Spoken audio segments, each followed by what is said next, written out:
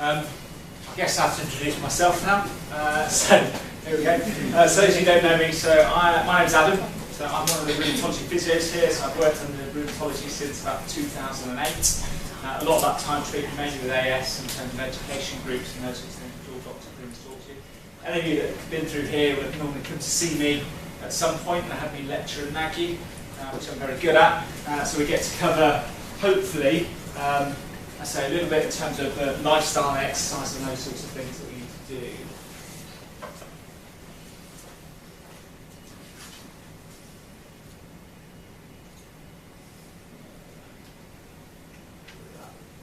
Right, so that's what we're going to cover. So again, hopefully this is back up all the things that you are doing anyway.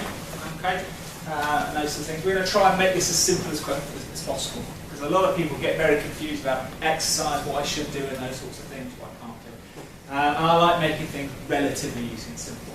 Okay, so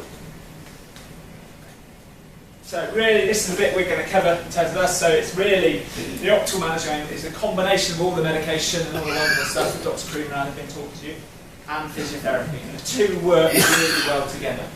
Okay, they work quite well separately, but together, very, very good. And then I say that's the key in really managing this AS. Okay, and really, the question that really comes in, well, what type of exercise you would do? And then really comes to see me, I really talk to you about 4 things. And these are the 4 things in a nutshell that we want to do with your exercise in AS. Okay? So the first thing we want to do is daily stretches, daily movement exercise. We want to move your back through a big range of movements possible, as far as we can every day. By doing that, we help knock down that inflammation. Okay? That's fine.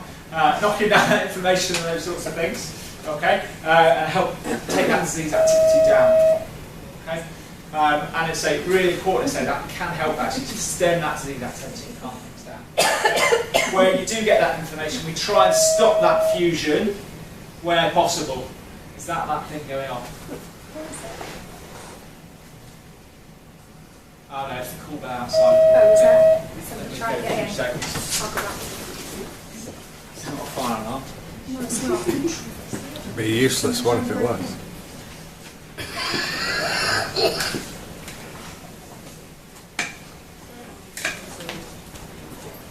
Who knows what that was? Fair enough. Somebody trying to escape? Someone tried to run away from my lecture already. It's terrible. Okay, so yeah, really most important thing is to make sure we move that back as far as we can. Okay? Obviously it will vary. So if you're someone that's sat at a desk all day, we need to be really, really good at moving that back. If you're someone who's a gardener or a builder or something like that, okay, not so much, but really important we move that as far as we can. Okay? Number 2, posture. Okay? We all know that in terms of an AS posture and those sorts of things, we do a lot of work to try and maintain your posture. Okay?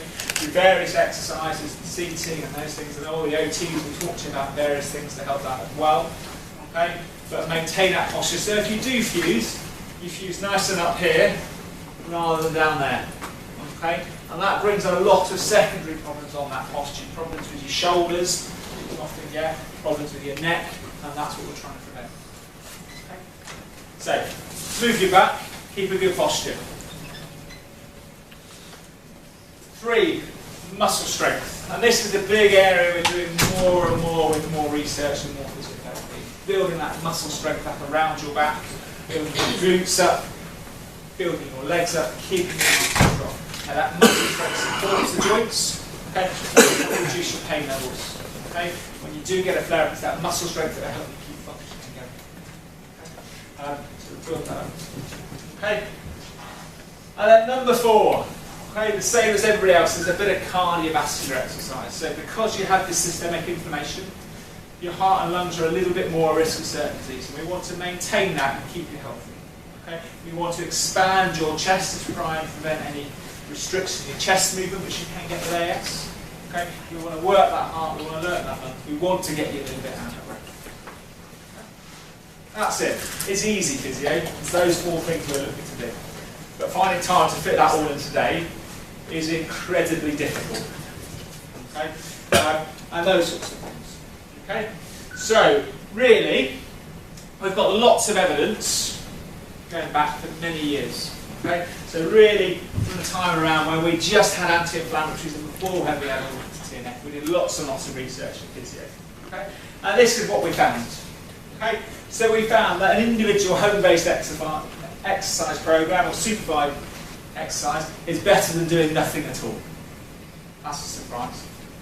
Okay. However, we also found that doing exercise in a group with a physio or someone else nagging you is better than doing it just at home. Okay. However, even better was doing some exercise in a group and doing some exercises at home. Okay? A lot of that is teaching and those sorts of things. Okay, so finding that and motivating that. Okay?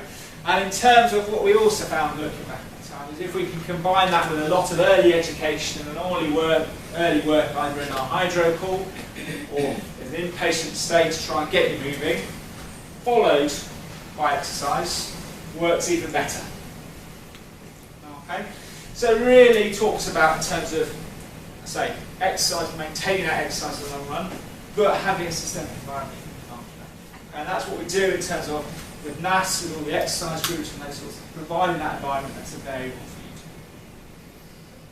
for you. However, in terms of more recent research that we've gone into, okay, so we found that combined exercise program, including a bit of cardiovascular and strength work, is better than just doing more stretches at home. Which would make sense, it's quite obvious. Okay. We found that the majority of understand the need to exercise. However, a lot of you still don't. Okay. And that's modern life. I've never met any patient with any condition that's ever done as much exercise as they should, and I put myself in that category as well. Because other things get in the way. There's time, there's work, there's job, there's family, there's holidays and all these sorts of things. Okay? But again, we're getting that message across about exercise. We've just got to look a little bit better how we do it. Okay? And again, daily exercise is sometimes difficult. Okay? And it's really important we teach you why you need to exercise and those sorts of things. Okay? And in terms of backing that up, in terms of there's more new evidence coming out with TNF. And that evidence shows us that, again, if we can get that education exercise in early, okay, generally, that TNF and your symptoms are better controlled once you go on that TNF. Okay? So by exercising that, and the TNF medication or anti-inflammatory medication works better. Okay? Equally, okay, what we generally found with TNF is actually by giving you and controlling your inflammation well, that gives you more ability to do exercise. Okay, so by getting your pain under control, lets you do more exercise and keep yourself fit. However, the exercise among you varies hugely. Okay? And we're all normal people in terms of things. So it's fitting in partly what you like to do during that time and what you enjoy. And anyone that comes to see me, I actually want you to enjoy exercise. You are allowed to enjoy physio exercise. Generally, you stand a chance of doing it if you enjoy it. And it's about fitting it into your lifestyle that's different for everybody. So there's not one answer for all of you. Okay? So essentially, as long as you cover those four things, I don't really mind what you do. As long as you are moving your back, and we're doing a bit to get more strength up, you can do whatever the hell you like. The only thing we have a little bit of caution with is we tend to tell you to avoid a lot of contact sports. Okay? But apart from that, absolutely fine. Okay? So you can do yoga, you can go to the gym, you can do walking, you can do swimming, you can do hydrotherapy, you can take up gymnastics, ballet, salsa, whatever it is. Okay?